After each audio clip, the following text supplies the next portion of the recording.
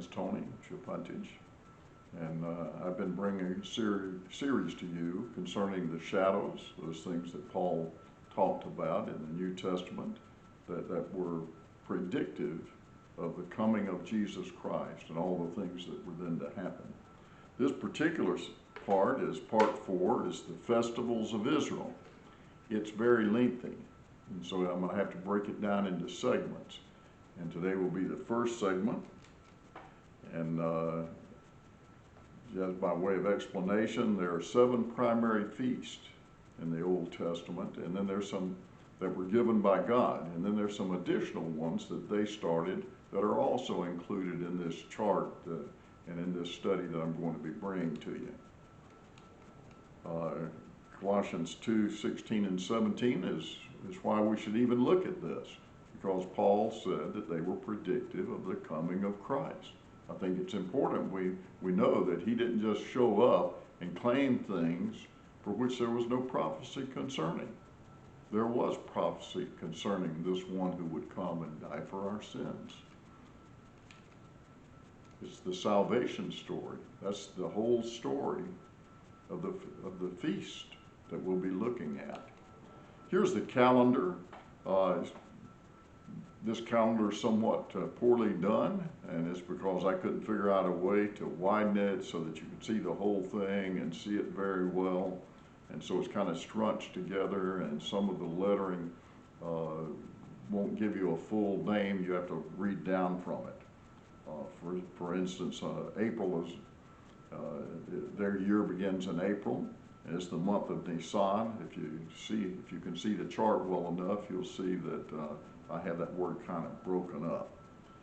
And then there are other festivals in Nisan, and that blue chart down at the bottom takes in those other festivals, and we'll be covering most of them today. Not all of them, because of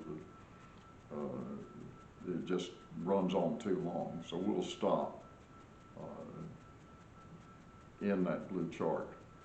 If you look at the chart while I'm still holding it up there, you'll see that their months run from April all the way through our March, and of course they have Jewish names, and some of them have more than one name. They also have an extra month down at the end, and it's called Vadar, and Vadar is a month that's, because the Jewish calendar goes by moons instead of by 365 days, every so often they have to correct it so that they have the right number of years, that they know where they're at. And so they add in an extra month every, I believe it's 7 years, could be 9, I don't recall right now. But that won't be covered, none of that will be covered in this session at all, or during this study. All right, let's look at the first holiday. The arrow points at it. It's in the month of Nisan. It's not generally celebrated. It's the religious New Year's. The Lord lays that out in Numbers 28, verse 11. And also in Exodus. It's the first day of the month. Some Jewish scholars would say that it's celebrating the day that God created the universe. The Bible doesn't say that, and I'm not sure that I believe that, but it could be. Who knows? We'll see. It's the first day of Nisan. It's the month of the harvest. This whole month is the month of the harvest, called Abib. It's the month of the ears of grain. King James Version will always say ears of corn, but they didn't have corn back then. It just simply means ears of grain, and it could be wheat or barley. It's not widely celebrated. Instead, the beginning of the month of Tishri is celebrated as the beginning of the civil New Year. And so that's when they actually have a celebration for New Year's Day. So why is this month in Nisan, why is it that day even mentioned? I think it's because it's the commencement of our salvation. Just as you and I might remember the day, or at least the month, in which we were saved, this is the month. This is when our salvation began. and I believe that's the reason it's commemorated.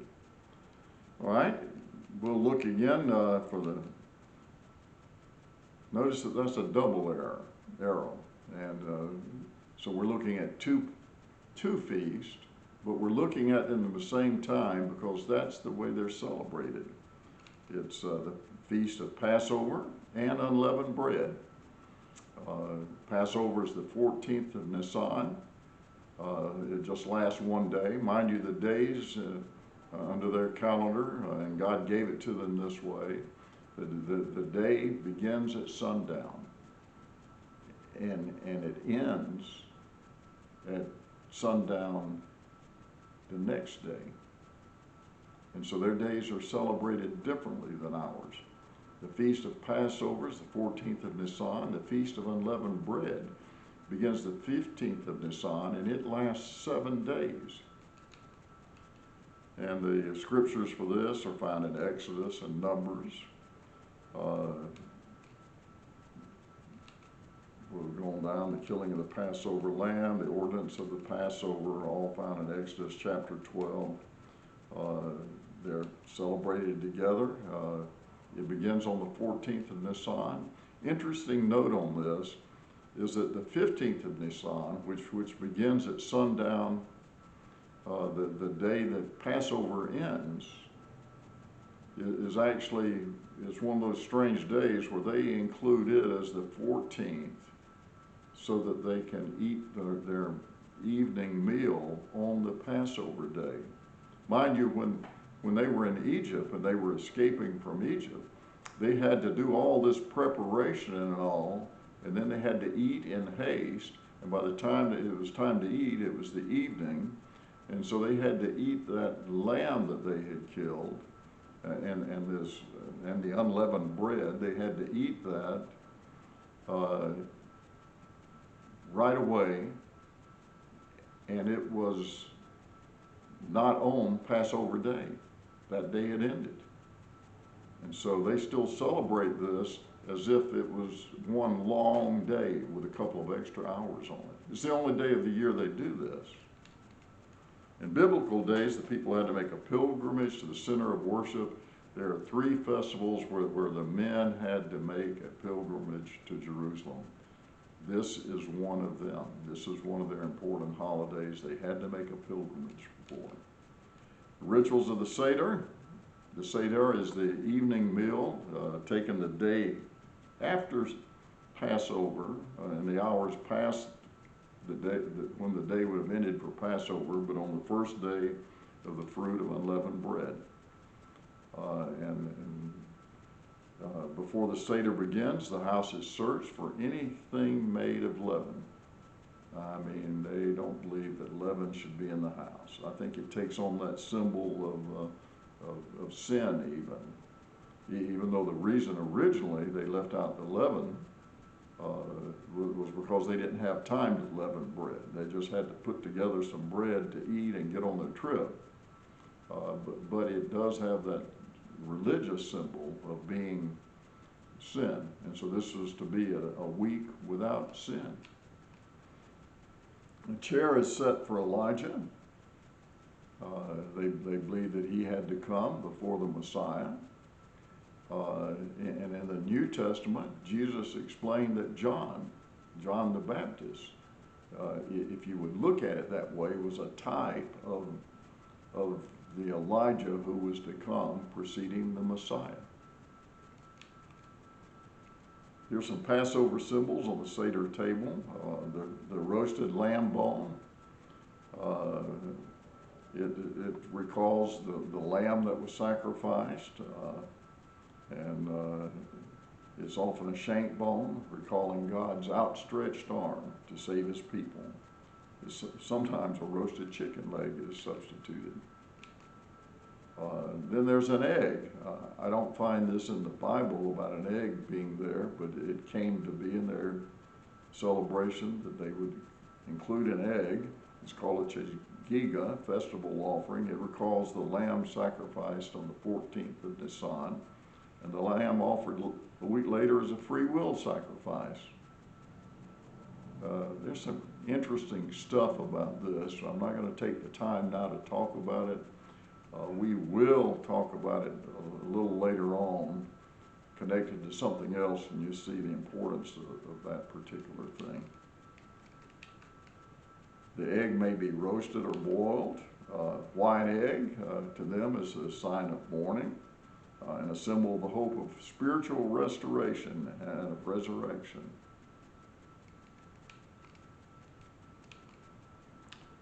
The bitter herb, they would eat a bitter herb, maror, symbolized the bitterness of slavery they were in Egypt and their gratefulness to God for delivering. There'll be more than one herb that they eat that's bitter, and there'll be at least one of them that's so bitter as to bring tears.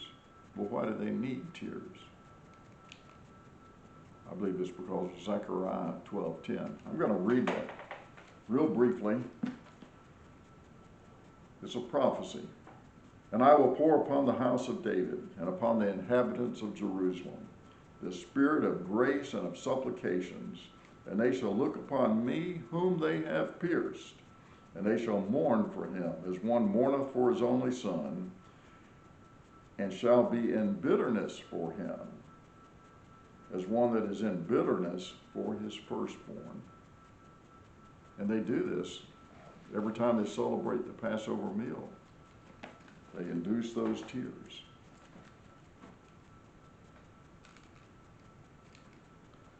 The bread is called matzah, is unleavened.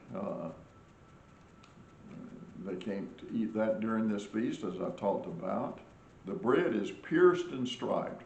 We celebrate communion. Very often we don't celebrate it with bread like they use. We'll use unleavened bread, but theirs was pierced and striped, has little holes in it, and has stripes to it.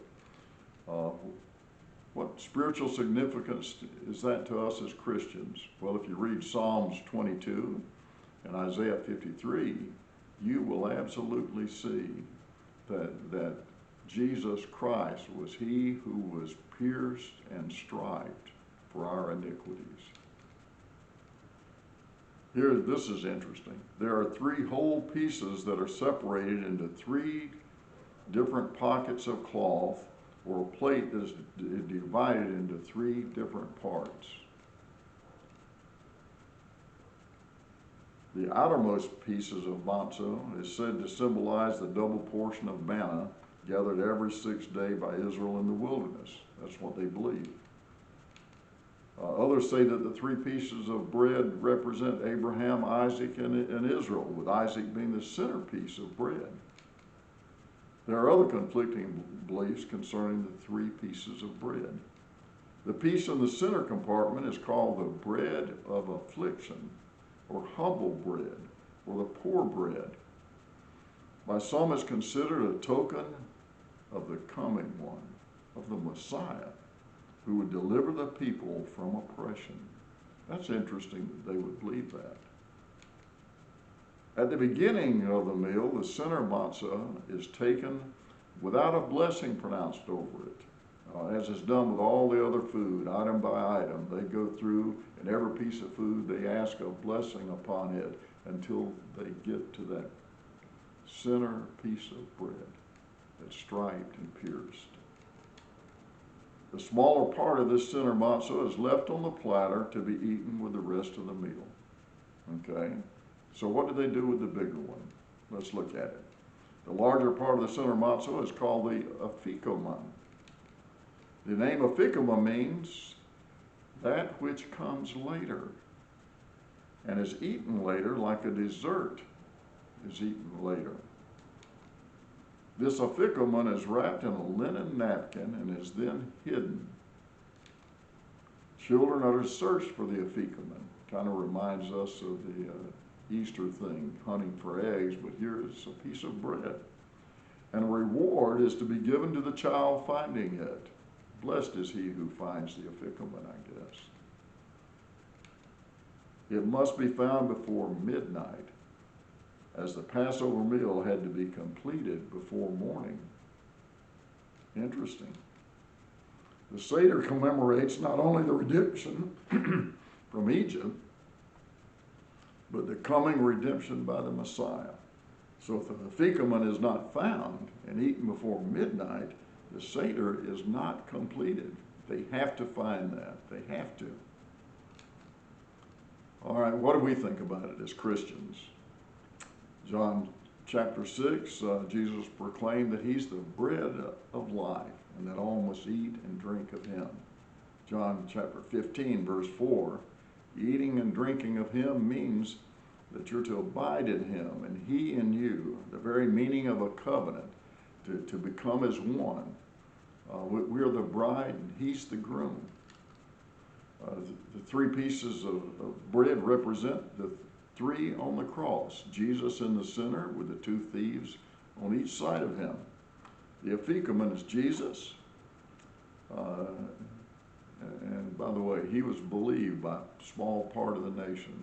Those were the apostles and the disciples and later Saul. All Jews. Our church has a Jewish heritage, folks. Don't ever forget that. We owe much to the Jews for bringing us to know Jesus. He is coming again, at which time the larger part of Israel will see him, and whom they've pierced, just like Zechariah 10 said, or 12, verse 10. And then, if you read on, you'll see that the whole nation is then redeemed. They will see him again, and they will know, and they will mourn, and they will be redeemed. 1 Corinthians 5, verses 6 through 8 explains why the leaven, pride, and sin is unacceptable, because our Passover lamb is Christ, and we must keep the Seder, that's our whole lives, without pride and sin.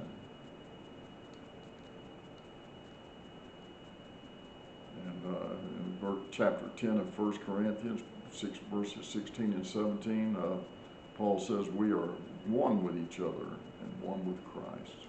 There's that.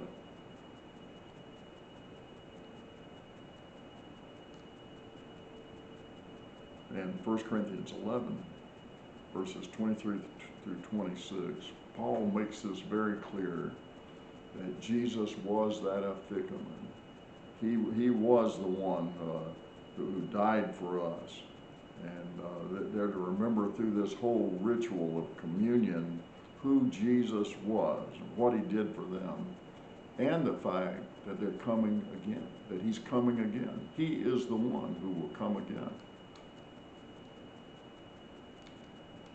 Salt water they take, and it symbolized the blood of the first lambs that were sprinkled on the lintels and doorposts, and the tears that the Israelites slaves shed. They also recalled the Red Sea baptism as they went through it, and salt was essential to all their offerings. In Matthew chapter 5, Jesus brings out that they were supposed to have been the salt of the earth, the preservative, the one that tastes good so that people would come to know the Lord. And of course, we recall Zechariah 12:10. Well, they will mourn for him who they pierced. Parsley symbolizes the hyssop.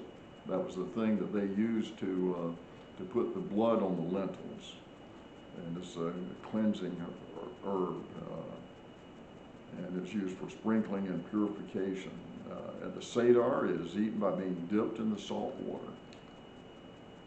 The charoset is a mixture of fruit, spice, and wine, nuts, eaten with the bitter herbs to make the bitter herbs palatable so they can even eat them. Shaped like bricks, they symbolize the clay bricks that the Israelites were forced to make in Egypt to build the temples, pyramids, other structures. Then they would have 5 glasses of wine to close out, 4 to drink to the 4 promises God gave to Israel in Exodus chapter 2. Cup of sanctification, I will bring you out. The cup of telling forth of praise and deliverance, I will rescue you. 3rd cup is I will redeem you, the cup of blessing and redemption. 4th cup, I will take you as my people, that's the cup of completion. 5th was prepared for Elijah, who was to precede the Messiah. It's the tradition that each person is to be served by the person next to him, that each cup is to be emptied. Closing prayer, sometimes they use this, the singing of psalms. Here's the prayer. Oh God, send us the Messiah. This was the night we expected him. We faint, yet we hope. Perhaps he will come next year. Surely next year. I hope that you've enjoyed this. We're stopping here. It's almost in the middle of things, but we need to stop and let you kind of sort through this, look through the scriptures, whatever you need to do, and hopefully I'll be back next week and we'll continue with these. I hope you've enjoyed this. God bless you.